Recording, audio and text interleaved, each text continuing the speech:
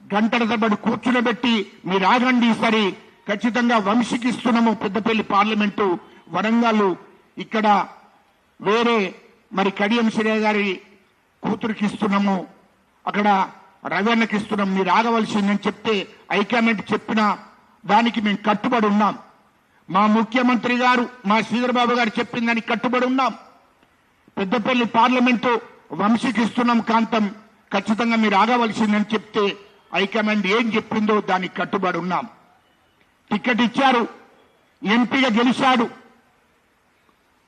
గెలిచాడు అది మా శ్రీధరబాబు గారు ఐటీ శాఖ మంత్రి వర్యులు ఆ పార్లమెంట్ మొత్తం తిరిగి ఆయనను మొత్తము 1,00,000 మెజార్టీతో గెలిపించాడు అంతే కదా 1,00,000 మెజార్టీతో గెలిపించాడు మా ఐటీ శాఖ మంత్రి వర్యులు ఆయన మంత్రిని కాన్స్టిట్యూన్సీలో 50,000 మెజార్టీ వచ్చాది గెలిచిన తర్వాత ఏం చేశాడు ఇలా మా ముఖ్యమంత్రి గారు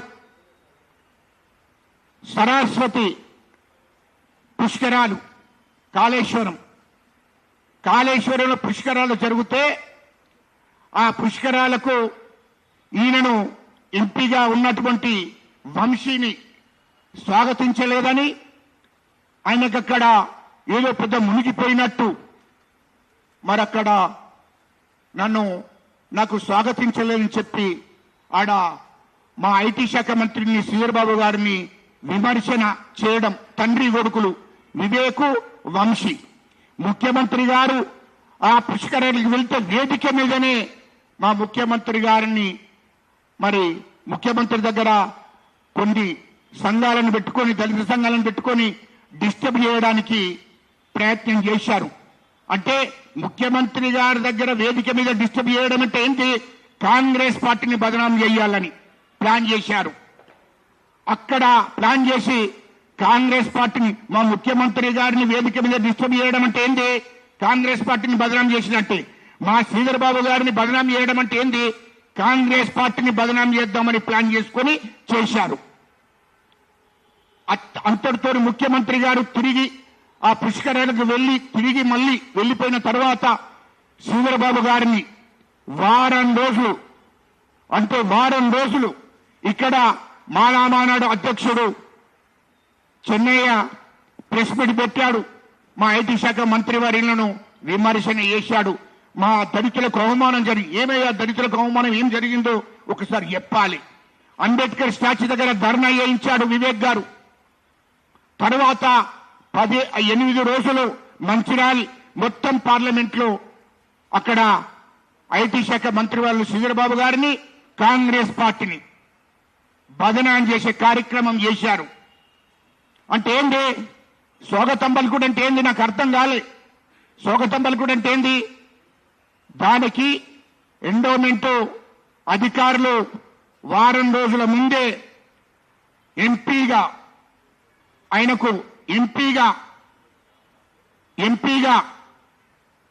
ఆయనకు స్వాగతం పలికారు వారం రోజుల ముందే ఇంటికి వెళ్ళాడు ఎండోమెంట్ ఆఫీసర్లు ఇక మీరు రావాలి ఎంపీ గారిని ఎమ్మెల్యేలను వాళ్ళ ఇంటికి పోయి ఆహ్వానించారు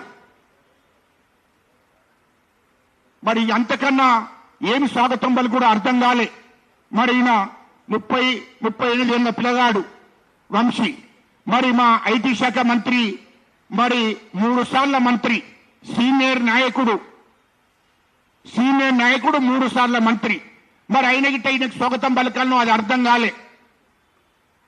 కాలే అది పుష్కరాలు జరిగేది ఏంటి సరస్వతి పుష్కరాలు జరిగేది ఏంటి కాళేశ్వరంలో అది ఎండోమెంట్ సంబంధించిన అధికారులు దానికి స్వాగతం పలుకుతారు వారం రోజుల ముందే అక్కడ ఉన్నటువంటి ఎంపీకి ఎమ్మెల్యేలకు మంత్రులకు అందరికీ కూడా వారం రోజుల ముందే అందరికీ స్వాగతం పలికారు ఎండోమెంట్ కమిషనర్ గారు ముఖ్యమంత్రి గారిని రావాలని కేబినెట్ మంత్రులు అందరూ రావాలని వారం రోజుల ముందే అందరికీ స్వాగతం పలికారు మరి ఈయన ఉద్దేశం ఏంటి ఒక సీనియర్ మంత్రి కేబినెట్ మంత్రి మా శ్రీధరబాబు గారు నాకు స్వాగతం ఎందుకు పలకలేదు అని చెప్పి దాని మీద మరి మొత్తం కాంగ్రెస్ పార్టీని బదనాం చేసే కార్యక్రమం పార్లమెంట్ మొత్తం చేశారు రాష్ట్రంలో కూడా కాంగ్రెస్ పార్టీని బదనం చేయడానికి వాళ్ళు కంకణం కట్టుకొని ఇక్కడ దళిత సంఘాలతోని ధర్నా చేయించారు, ప్రెస్ మీట్లు పెట్టించారు. ఇదేం పద్ధతే నాకు అర్థం కాలే. అరే నీ మీద మా శ్రీధర్ బాబు గారికి, మా ఐటీ శాఖ మంత్రికి ఒకవేళ నిజంగానే కోపంగా ఉంటే మీ ఇద్దరికి టికెట్లు వచ్చిన అన్నదమ్ములకు, వివేక్ గాని వినోద్ గాని, ఒకవేళ మీ మీద కోపం ఉంటే వంశీకి టికెట్ వచ్చిన పెద్దపల్లి పార్లమెంటు అని అడుగుతున్నా. వివేక్ కొడుకు టికెట్ వచ్చినా అక్కడ గెలిచిన మా ఐటీ మంత్రి లేకుంటే టికెట్ రాకపోతుండే, మరి గెలవపోతుండే. మా ఐటీ శాఖ మంత్రి టికెట్ రావడానికి ఓకే అన్నాడు, టికెట్ వచ్చాది. అక్కడ ఆయన గెలవడానికి మొత్తం పార్లమెంట్ అంతా భుజస్కంధాల మీద వేసుకొని మా ఐటీ శాఖ మంత్రి శ్రీధరబాబు గారు తిరిగారు. మరి అందరిని ఒప్పించాడు, దళిత నాయకులను ఒప్పించాడు, బీసీలను ఒప్పించాడు, ఎస్టీలను ఒప్పించాడు, అన్ని వర్గాల ప్రజలను ఒప్పించి ఆయనకు ఓట్లు వేయించాడు, గెలిచాడు. ఒకవేళ అలాంటి ఆలోచనే ఉంటే ఈయన ఎంపీగా టికెట్ వచ్చినా మరి ఎంపీగా గెలుస్తున్నా అని నేను అంటున్నా. అంటే ఏంటి వాళ్ళ ఉద్దేశము? ఒకవేళ వివేక్ గారు ఇవాళ కాంగ్రెస్ పార్టీలో శ్రీధర్ బాబు గారు తండ్రి శ్రీపతిరావు గారు, మరి వాళ్ళు 70 ఏళ్ళు కాంగ్రెస్ పార్టీ, తండ్రి కొడుకు 70 ఏళ్ళు కాంగ్రెస్ పార్టీ సీనియర్లు. మరి వాళ్ళు కాంగ్రెస్ పార్టీని నమ్ముకొని ఉన్నటువంటి కుటుంబం.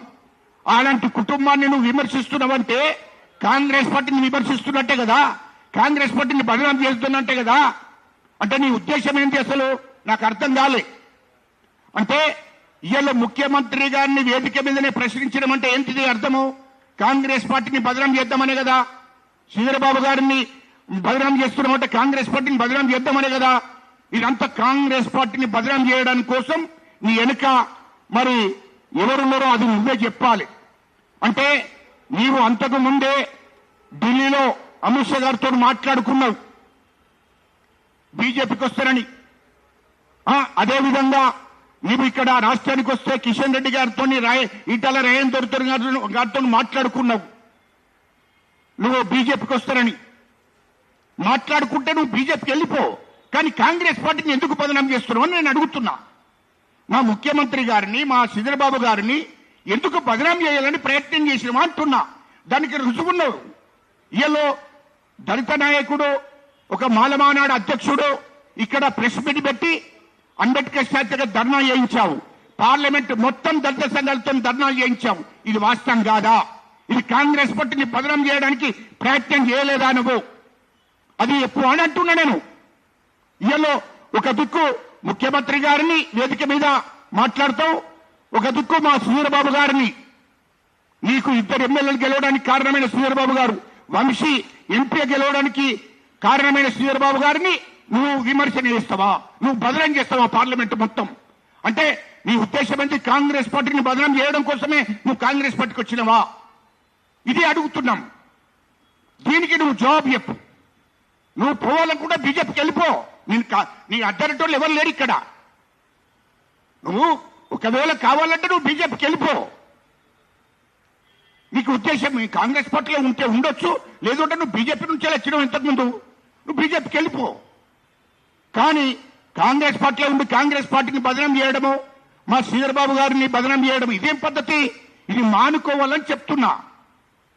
ఇవాళ దళిత సంఘాలైనా గుర్తుకొచ్చాయి. అవునయ్యా, నేను ఒక్కటే ముక్కుసూటిగా అడుగుతున్నా వివేకన్నా, నేను ఒక్కటే ముక్కుసూటిగా అడుగుతున్నా, ఎవరన్నా నీ ఇంట్లో దళితులు ఉన్నారా? అది ఒక్కటి చెప్పు నాకు.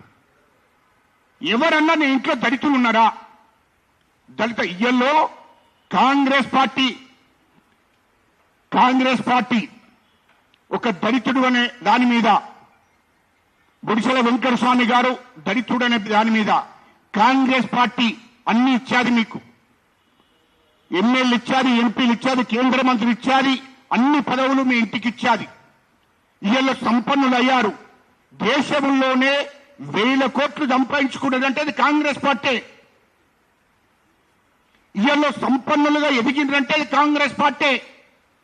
ఇవాళ ఉన్నత వర్గాలకు సమాన స్థాయిలో ఎదిగిందంటే దానికి కారణం కాంగ్రెస్ పార్టీ. ఇవాళ నీకు పెద్ద వ్యాపారాలు, బిజినెస్లు ఈ దేశంలో ఉన్నాయి. ఇవాళ 20,000 కోట్లకు ఎదిగినమంటే అది కాంగ్రెస్ పార్టీ కారణం. ఇవాళ నీకు బిజినెస్ ఉన్నాయంటే కాంగ్రెస్ పార్టీ కారణం. ఇవాళ నువ్వు లక్ష్యాన్ని మెయింటైన్ చేస్తుంటే కాంగ్రెస్ పార్టీ కారణం. ఇవాళ ప్రతి రూపాయి నీ దగ్గర ఉన్నదంటే అది కాంగ్రెస్ పార్టీ కారణము. అది గుర్తుపెట్టుకో. కాంగ్రెస్ ప్రభుత్వమే కారణం. కాంగ్రెస్ పార్టీని ఇంట్లో ప్రతి గజం భూమి కూడా కాంగ్రెస్ పార్టీయే. కాంగ్రెస్ పార్టీ మూలంగానే కాంగ్రెస్ పార్టీ నీకు అన్నం పెట్టింది. అది గుర్తుపెట్టుకో అంటున్నా. ఇయలో అంబేద్కర్ గారు పెట్టే రిజర్వేషన్లు మొత్తం నీ కుటుంబం అనుభవించేది. ఇది వాస్తవం కాదా? అంబేద్కర్ గారు పెట్టే రిజర్వేషన్ల ద్వారా నీవు ఎమ్మెల్యే గెలిచావు, ఎంపీ గెలిచావు, కేంద్ర మంత్రిగా అయ్యావు నీ తండ్రి. తర్వాత నువ్వు ఎంపీ గెలిచావు, తర్వాత నువ్వు మీ ఇద్దరు ఎమ్మెల్యేలు అయ్యారు, మళ్ళీ ఇప్పుడు నీ కొడుకు కూడా ఎంపీ అయ్యాడు. మరి ఇయల్లో నీ ఇంట్లో ఎవరన్నా దళితులకు అంబేద్కర్ గారి రిజర్వేషన్ ఉపయోగించుకుంటున్నావు కదా. అంబేద్కర్ గారి రిజర్వేషన్ ఉపయోగించుకుంటున్నప్పుడు నీ ఇంట్లోనైతే నీ ఇంట్లో ఎవరైనా దళితులు ఉన్నారా? నీ కోడలు దళితులకు సంబంధం, నీ కోడలు కమ్మ, నీ బిడ్డ అదర్ క్యాస్ట్ వాళ్ళ అప్పర్ క్యాస్ట్ వాళ్ళకి ఇచ్చిండ్రు, మీ ఇంట్లో మొత్తం బ్రాహ్మణులు. మరి ఒక మాలనన్నా ఒక మాదిగనన్నా మీ ఇంట్లో ఉందా? అది నాకు చెప్పు. మరి నీకెందుకు ఎట్లా వర్తిస్తాయో రిజర్వేషన్ నాకు అర్థం కాలే. నీ ఇంట్లో నీ కుటుంబంలో కమ్మోళ్ళు ఉన్నారు, కాపోళ్ళు ఉన్నారు, బ్రాహ్మణులు ఉన్నారు తప్ప మాలవాదిగోళ్ళు ఎవరన్నా ఉన్నారా? మరి నీకెందుక ఈ రిజర్వేషన్తో నీకు సంబంధం ఏంది? రిజర్వేషన్తో నీకు సంబంధం ఏంటి? రెండవది, ఈ మాల సంఘాలు దళిత సంఘాలను అన్నింటినీ పట్టుకొని వాళ్ళను రెచ్చగొడుతున్నవే, ఇదేం పద్ధతి? అసలు నీ కుటుంబానికి ఈ దళితులకు దళిత సమాజానికి కానీ అణగారిన కులాలకు కానీ సంబంధం ఉందా? నీ కుటుంబంలో వీళ్ళు ఎవరన్నా ఉన్నారా? మరి ఇలా 1000 కోట్లకు ఎదిగావు, సంపన్నుడవు దేశంలో. ఈ దేశంలో డబ్బున్నదంతా నువ్వు ఒక్కడివి. మరి నువ్వు ఇంత స్థాయికి ఎదిగినటువంటి వాడి మళ్ళీ నేను దళితుడిని, అదే దళితుడు అవమానపరిచారు. ఇంకో విషయం మీడియా సోదరులారా, ఇంకో విషయం ఇక్కడ ఏం జరిగింది? ఆ ఎండోమెంట్ కమిషనర్ మేడం గారి మీద అన్నట్ట ఎస్సీ కేసు పెడదామని ప్రయత్నం చేశాడు ఈయన. ఒక ప్రభుత్వము, ఈ కాంగ్రెస్ ప్రభుత్వం ఉన్నటువంటి ఎండోమెంట్ కమిషనర్ గారు ఆ మేడం మీద ఎస్సీ కేసు పెట్టాలని చెప్పి వివేక్ గారు ప్రయత్నం చేశారు. ఈ సంఘాలను మాల సంఘాలను రెచ్చగొట్టి, దళిత సంఘాలను రెచ్చగొట్టి ఎస్సీ కేసు పెట్టడానికి కూడా ప్రయత్నం చేశాడు. అంటే ఏంటి అంటే కాంగ్రెస్ ప్రభుత్వాన్ని మొత్తం బదనం చేయాలి అంటే ప్లాన్ చేసుకున్నాడు ఆయన. ఇదే పద్ధతి అని అంటున్నా. ఎస్సీ నీకెట్లా వర్తిస్తుంది? నీ ఇంట్లో మొత్తం అప్పర్ క్యాస్ట్ వాళ్ళే ఉన్నారు, నీకు ఎస్సీ ఎట్లా వర్తిస్తో ఎప్పుడు ప్రజలకు నీకు ఎట్లా వర్తిస్తుంది అంటున్నా. అందుకోసమే ఇయల్లో వర్గీకరణ ఆపడానికి కూడా, ఆనాడు వర్గీకరణ ఆపడానికి కూడా రాష్ట్రంలో ఉన్నటువంటి మాలలందరినీ రెచ్చగొట్టాడు. రెచ్చగొట్టి అన్ని జిల్లాల్లో కూడా మీటింగ్లు పెట్టాడు, మాలమానాడు మీటింగ్లు. రాష్ట్రంలో పెరడ్ గ్రౌండ్ లో బహిరంగ సభ పెట్టాడు. దీనికి కారణం ఏంటి?